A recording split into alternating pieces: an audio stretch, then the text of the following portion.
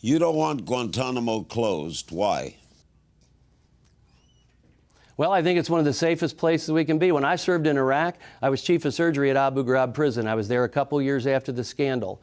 We took care of the enemy and as well as taking care of our own troops. And I think that Guantanamo is one of the safest places you can do this. When we were in Iraq, we got attacked 3-4 times a week. When Americans left Abu Ghraib prison and Al-Qaeda were held in there, there was an attack and these prisoners were released. No one's going to sneak up on Cuba. We are able to defend that area. It's a safe place, and I've been down there, and they are taken care of. What's really missing, and there was a courtroom built down there, but we're not using it. We're not actually coming up with a system that puts something in place where we actually try those that we detain. Where are we going to put people in the future? The war on terror is far from over. And I think that we need to form an international coalition and an international form of justice that we can live with in the war on terror. Let's face it, this isn't like Timothy McVeigh, and this isn't like World War II, where we had prisoners that we returned when there was a peace treaty signed. So we're dealing with a entirely different entity, and it needs to be engaged by this administration or the next, that we actually have a system of justice that works, because I want to know what we're going to be doing with those that we capture in the future, as this is far from over. ISIS is very strong. We know that.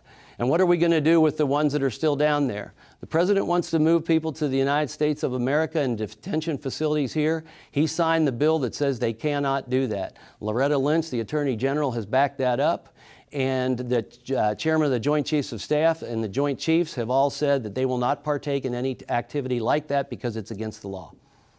You're a fiscal conservative, though, and the government estimates it's going to cost $120 million a year to house 34 detainees at Guantanamo. If you put them in the United States, it would cost $1.2 million. Why not do that? Well, I have seen different numbers. First of all, it's a danger to the community. I just talked to you about the attacks on Abu Ghraib in Iraq. We have seen attacks within the United States of America today. We're putting our communities in danger where people will try to attack these facilities and try to release these prisoners. That's not unheard of, and that's one of the concerns. And so that's why the representatives have said we don't want this coming to the United States, because our communities are very concerned.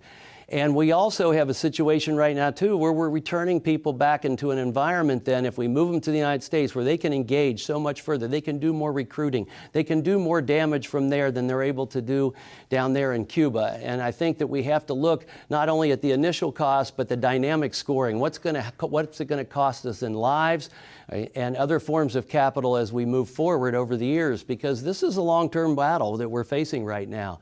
You know, recently under this administration, he's used drones and just killed people. We really haven't taken in prisoners. And that's a problem that we have. We lose intelligence, and I don't think that that's the way to conduct the war and to really win. Congressman, we'll call on you again. Thanks so much for joining us. You bet. Thank you, sir. Congressman Brad Wenstrup, Republican of